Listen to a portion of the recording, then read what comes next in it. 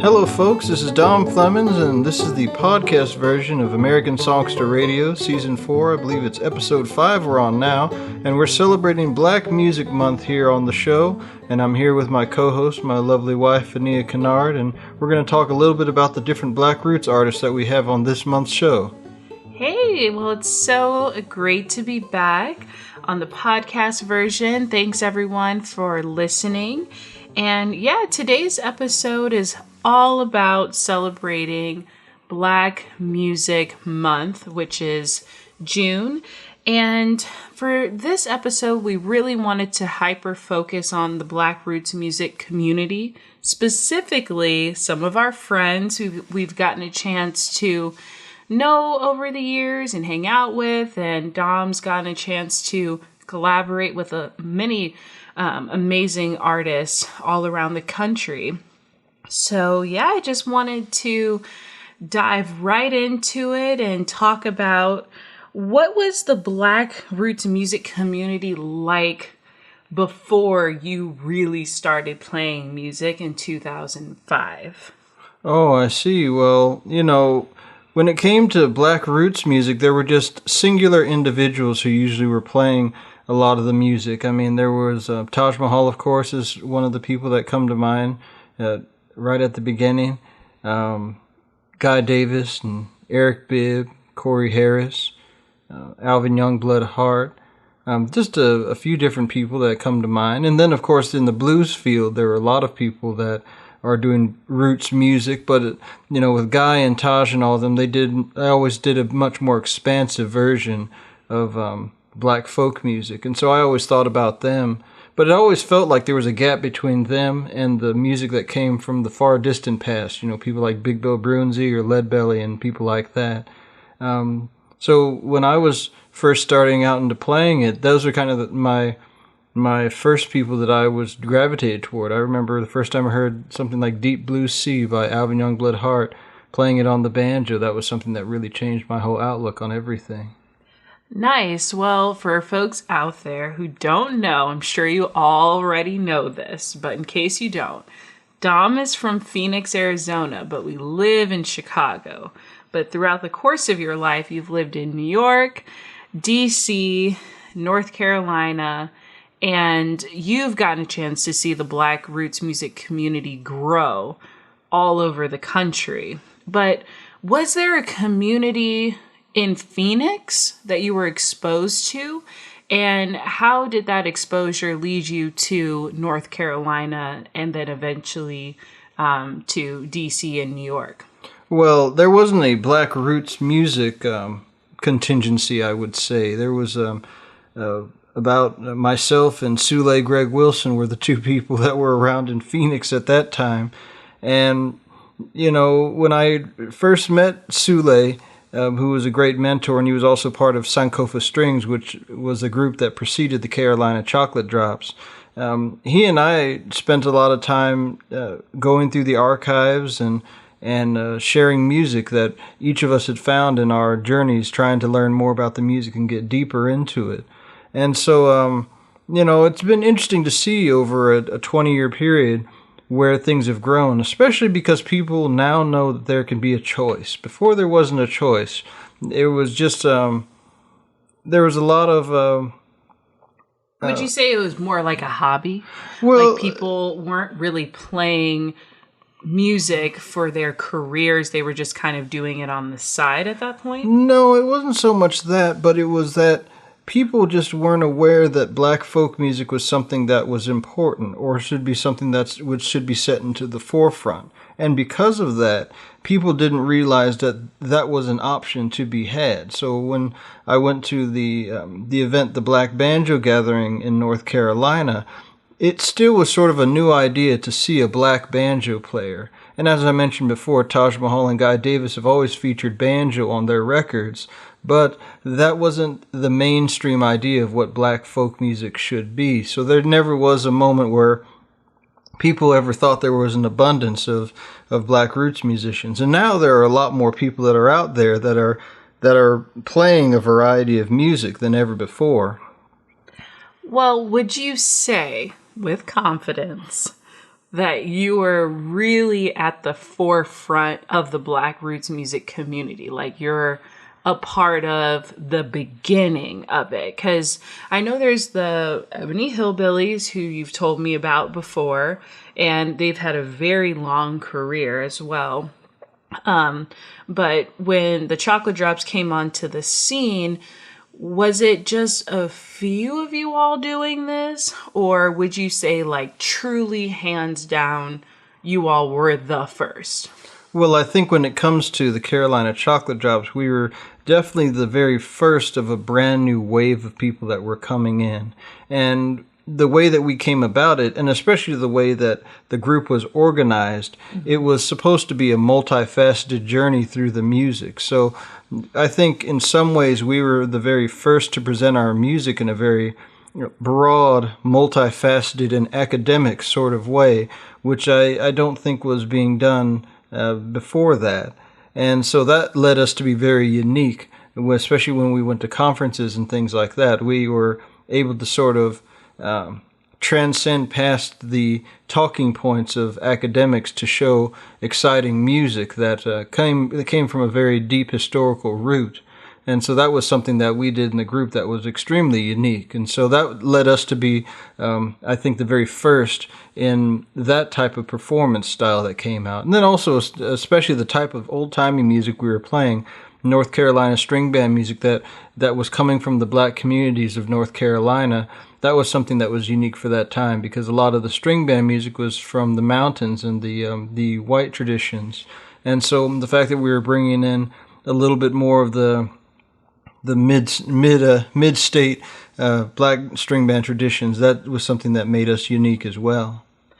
Yeah, well, when I first met you, I actually was completely unaware of the Carolina Chocolate Drops. I hadn't gotten to that part of my music knowledge where I, tapped into your music or even learned of the styles that you all did. So when I met you, I didn't know any of this tradition. I had no clue about the Black banjo.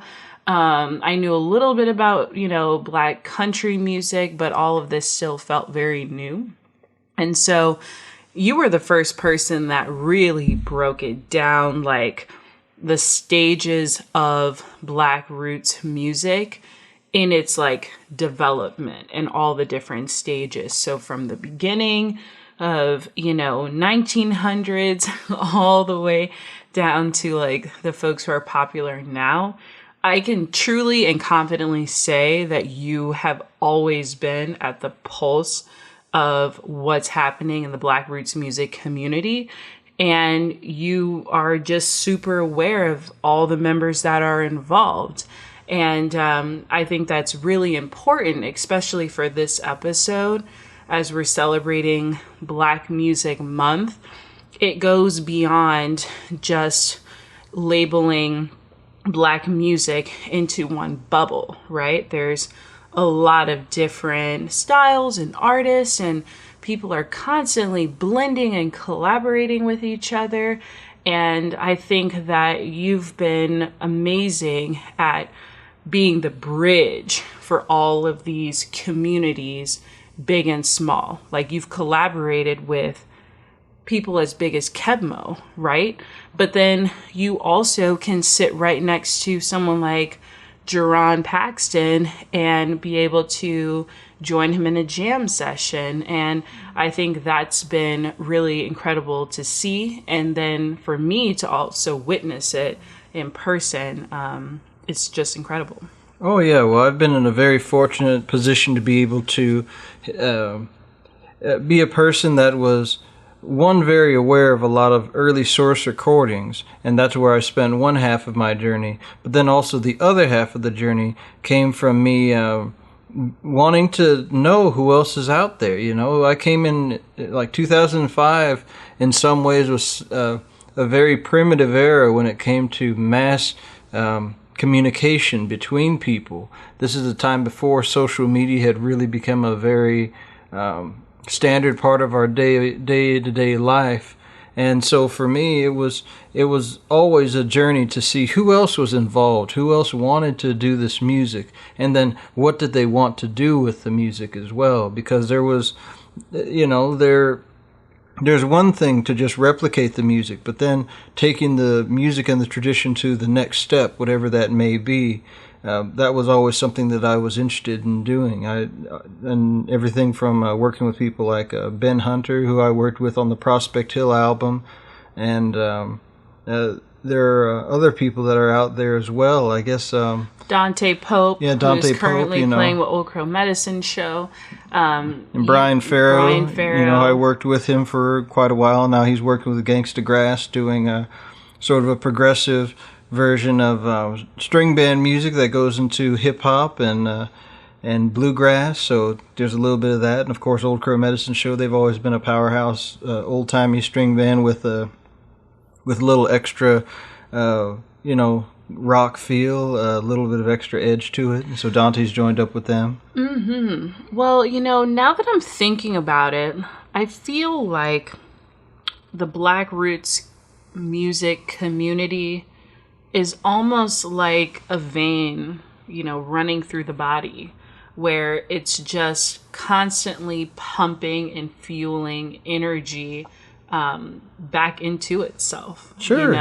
There's always something new that's happening, I know you gave me that look like, wait, yeah, well, where is she going with this? Well, you got other people that are out there like Yasmin Williams, who's a fairly newcomer, and she's been making some headway, and she has a very unique style of guitar playing that is, I wouldn't say it's necessarily rooted in old-timey music traditions, but the way that she's playing it has a very unique palette and flavor to it that is also a part of this genre of Black Roots music that we're talking about.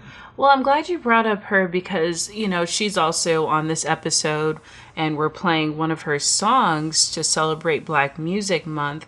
But from when I started, when we started dating and then we start working together and that naturally evolved into us getting married, it's been 8 years of you and I together, a part of the Black Roots music community. And even though I work behind the scenes, a lot of people don't know this, like I'm deep, deep, deep in it. And I've met all these people, I've recorded them, I've done tons of digital content. And, Yasmin Williams, I was super impressed the first time I heard her music. But it brings me all the way back to this idea of Black Roots music artists are everywhere. Like, they're all over the country. Sure. They're constantly doing stuff. They're collaborating with each other. They're doing solo gigs. They're playing in groups and in bands. And one of the things I feel like is very important to mention is that I feel like you've given a lot of these artists, especially the ones that are younger than you, permission to be unique and to be different and to have their own style that they can claim for themselves.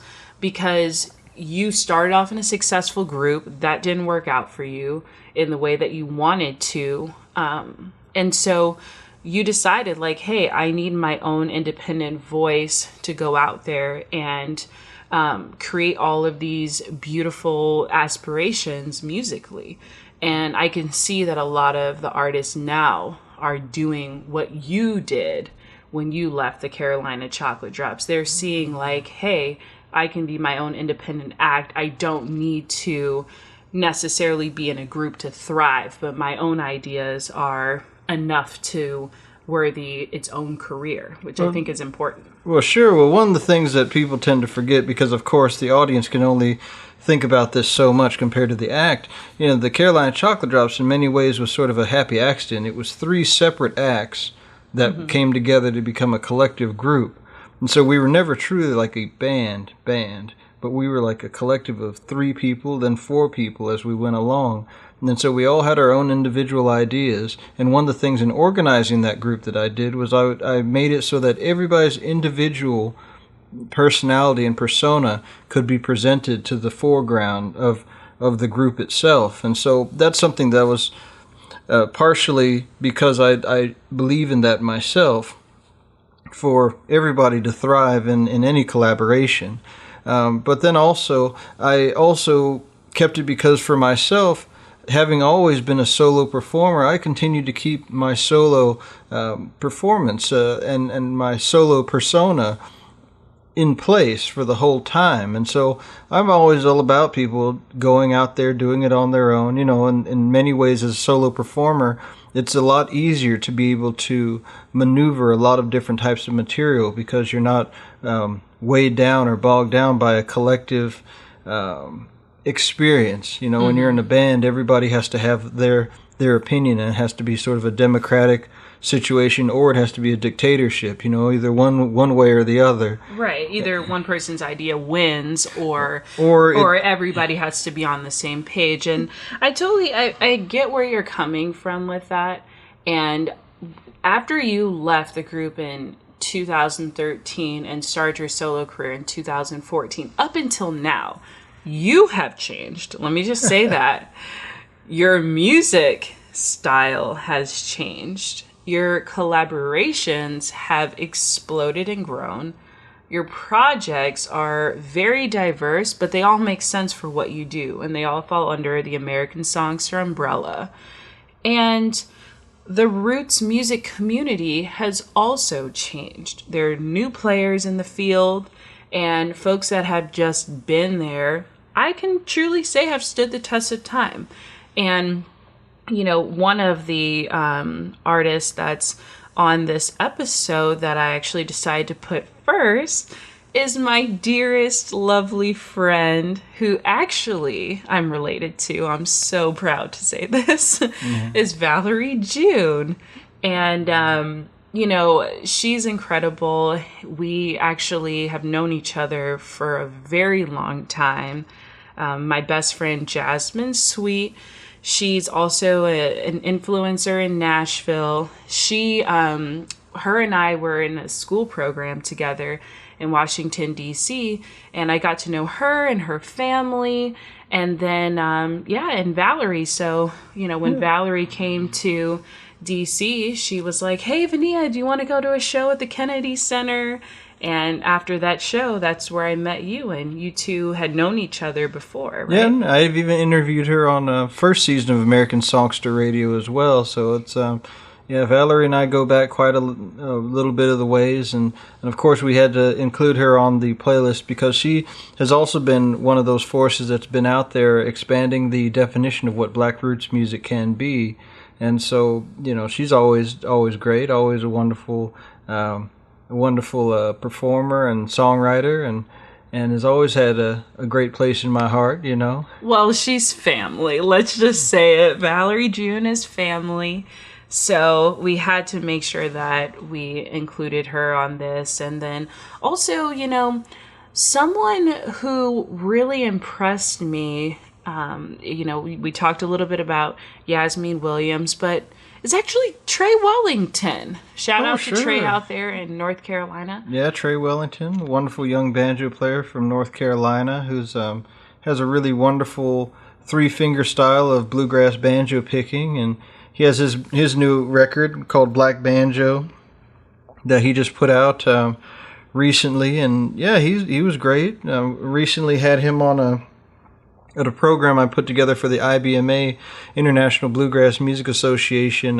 Did it for the conference last year, and the project was called Schultz's Dream, where we celebrated the contributions of African Americans in bluegrass and country and western music through the lens of Arnold Schultz, an itinerant musician who was said to have influenced everybody from Bill Monroe to Tex Atchison from the Prairie Ramblers. And so we've had a great time working together, and hopefully there will be a lot more times to get a chance to play with Trey. So we had to feature him on the playlist this time around. Absolutely. And the first time that I really got a chance to know Trey, he was so kind, so sweet, so professional. And this was, you know, during IBMA, and David Brower, he had recommended him, and you were just like, absolutely, like, he's a great banjo player. I'd love to play with him. And so the two of you collaborated on what was it, Freight Train and Oh, the yeah. Piedmont medley? Yeah, when in the concert we did a little medley of Freight Train and Railroad Bill and Cannonball Blues, all coming from respectively Elizabeth Cotten, Etta Baker, and Leslie Riddle, and that was just a really very powerful moment in that performance. Yeah, it was incredible just to see the two of you on stage. There was 4,000 people in the audience, and it was quiet. I mean, you could literally hear crickets.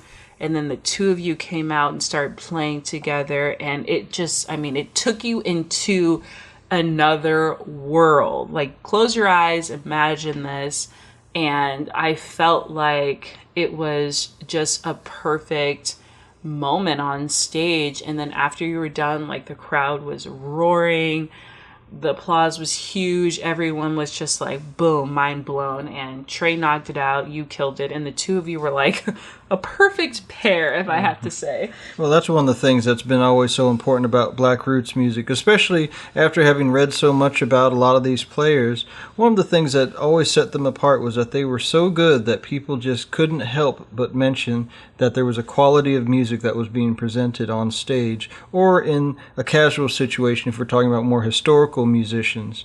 And I've always tried to do that when I'm putting my music out there on stage. I try to make sure that it's of a high quality, that is easy for people to listen to, as well as being something where they learn a little something, but it doesn't get too didactic, so I don't spend my time beating you over the head with the lesson, but I make sure that the music tells you the thing that gives you an educational aspect so that you could be maybe transported by the melodies. As mentioned with the Trey Wellington duet, that was something where we instrumentally were showing a little bit of an evolution and a showcase of North Carolina styles.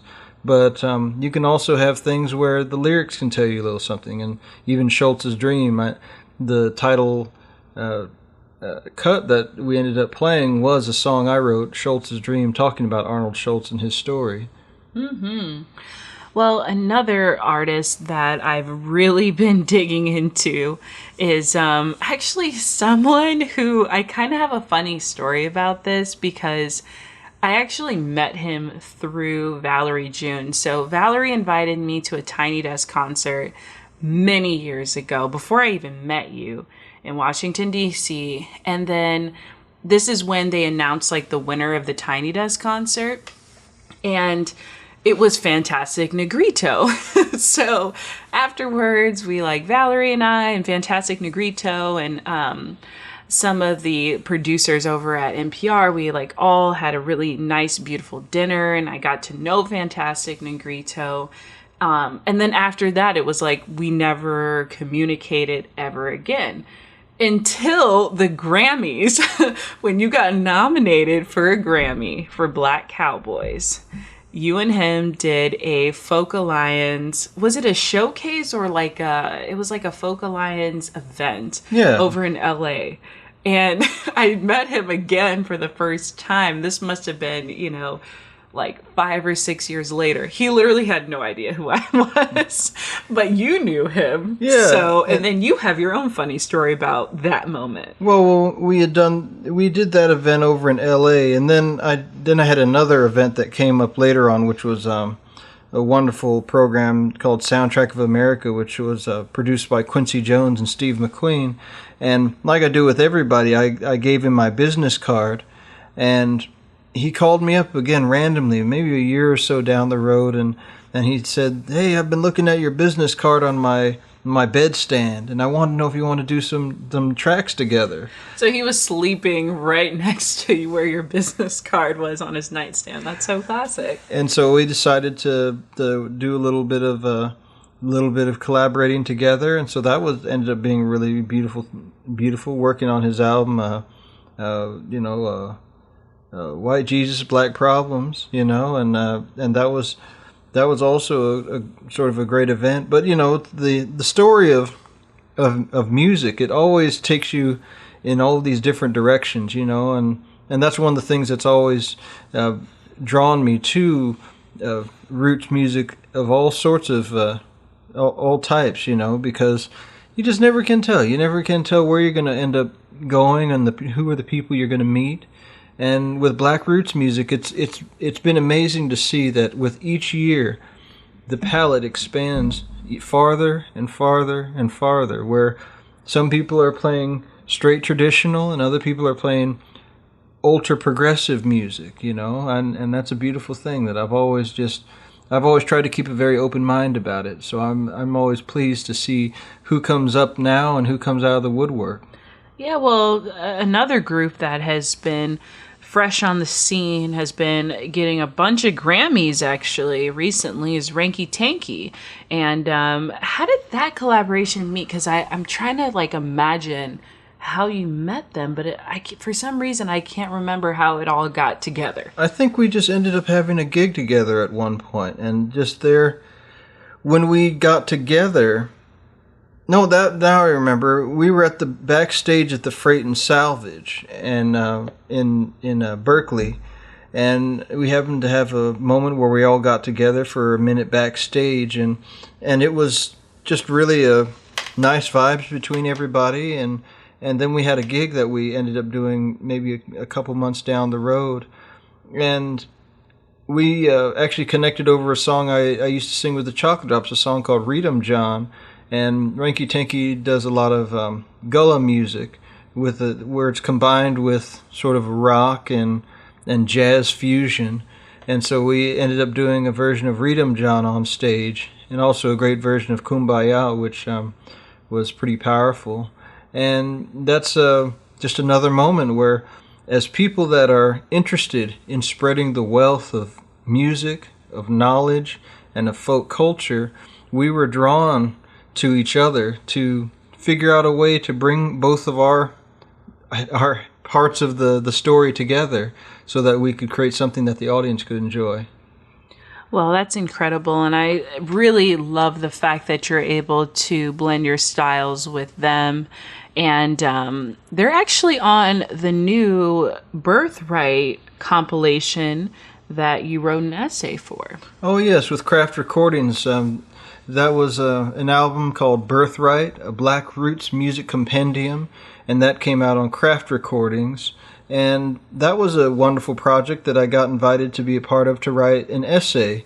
And so my essay ended up being sort of a deep dive into the beginning of Black Roots music and what it means.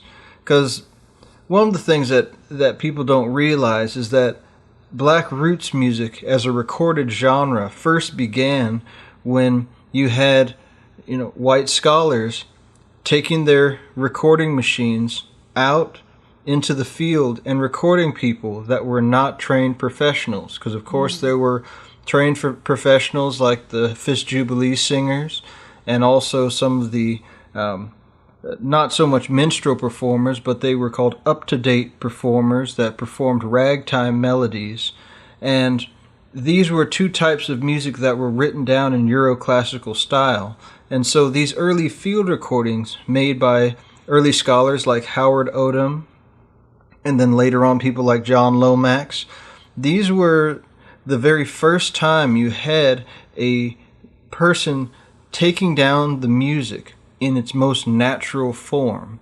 And of course, nowadays, since we all have records and have recordings, that is the most natural way that we hear black music. But the essay breaks down the way that to talk about how that wasn't necessarily the way that people were able to take in Black Roots music. And so celebrating the fact that over 100 years and several decades had passed, this wonderful collection showcases a lot of different recorded performances, everything from the Preservation Hall Jazz Band to Corey Harris and Sade Thomas, Cedric Burnside, myself, Amethyst Kia, Layla McCalla, and Clifton Chenier. That's just naming a few people, but it covers quite a few different rounds of Black Roots music as it was performed by people who were there in the early turn of the century all the way up into the present. And so, yeah, that was a great one to be a part of there. And also got to put a wonderful unreleased Carolina Chocolate Drops song out there where we were performing with our mentor, Joe Thompson. So there's a wonderful Georgia Buck on there as well. Nice. Well, we don't have a ton of time, so I just want to talk a little bit about one other artist that's on here, and then we can kind of pivot a little bit more to Traveling Wildfire. But, when we were back in October, so let me slow down for a minute. Back in October of last year, 2022, we went to the legendary Rhythm and Blues Cruise during Halloween, where we sailed all the way down the Sea of Cortez, beautiful, stunning open waters, and we went to Cabo San Lucas, La Paz, and Loreto. But the best part of the cruise, honestly, was the music. And of course, the food. And you played a whole bunch, which was incredible. There was Taj Mahal there, Booker T from the MGs. And I just remember we were like, well, let's go walk around. Let's scope out the scene, check out the vibe. And we got up to the pool area. And I heard this like incredible guitar playing, and I was like, what is this? Who is this? Where's this coming from? And I turned around, and it was Jackie Vincent on stage, crushing it. I mean, guitar was insane. Playing was spectacular. I felt like there were fireworks coming out of her guitar. Literally. And afterwards she came up and she's like, oh my gosh, are you Dom Flemons? I'm a huge fan. So we got a chance to talk to her for a while, and she's just been super supportive, and she's always like rooting you on, and I know you're rooting her on as well. Absolutely. But had you met Jackie before that, or is she kind of new on the scene? I had not met her before that. I had heard about her through the grapevine, but I had not had a chance to meet her. And so it is one of those things where now I'm finding that there are people that are coming up to me telling me that they're fans of mine. So You're that's one kind of the legends now, I guess. Yeah, well, it's I'm just glad to be a part of it, and that's one of the things that it was great that she was so supportive and was so complimentary when I met her. But I mean, she's got a very powerful style and a wonderful voice as well. And yeah, it's just been it was great to see her on the cruise, because of course when doing the legendary Rhythm and Blues Cruise, you have the opportunity to see performers multiple times. So I was able to catch her one or two different times amongst our time traveling around, and yeah, really wonderful. Well, it's so funny because on the blues cruise, like, it was my first time, so I really did not know what to expect. And it was, Dom, you had done it with the chocolate drops, or there was some sort of half chocolate drops, half snafu I did sort of group? Yeah, I did a truncated version of the chocolate drops on the cruise before. But it had been about 10 years, so it was still kind of new for you in many ways. And yeah, I just felt like I was like at the blues university. Like I had gotten my blues doctorate after being on that cruise. And one of the highlights was, seeing Jackie Vincent play, but seeing Booker T in person and then talking to him and hanging out with him at lunch. It was like a dream come true. Oh, that was really wonderful. Yeah, Booker T. Jones, really wonderful gentleman. It was the first time I'd had a chance to meet him as well.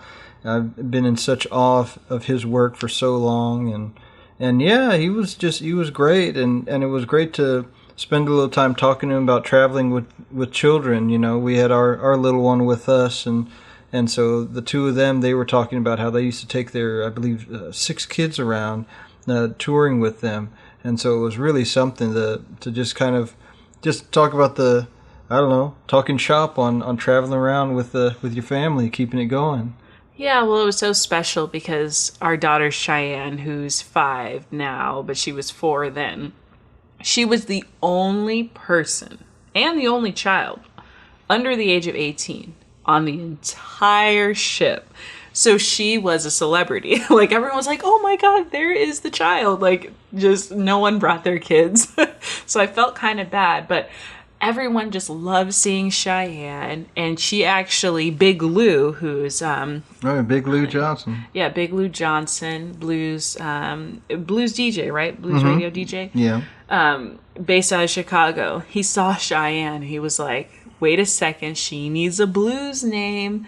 So Cheyenne's official blues name is Little Chi-Town Cheyenne Love. So Cheyenne's got her blues name going on, but just sort of back to the Black roots music community conversation.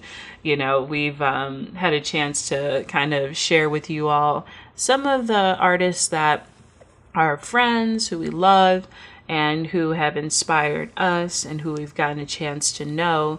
But, for Traveling Wildfire specifically, you wanted to show a different side of that. And that focused more on Black love, Black country music, and really Black experiences. And the song we chose for this episode is Dark Beauty, which, I'd just love to hear how you incorporated that onto the album. Well, thinking about it, and as we're starting to wrap up this podcast, with Dark Beauty, I wanted it to be a song that was about appreciation and also about movement and about the consistency of moving on from one situation to another. Because basically the story is you have I'd imagine like a black cowboy who's riding down the road, and it's a slow pace, a long road to get back.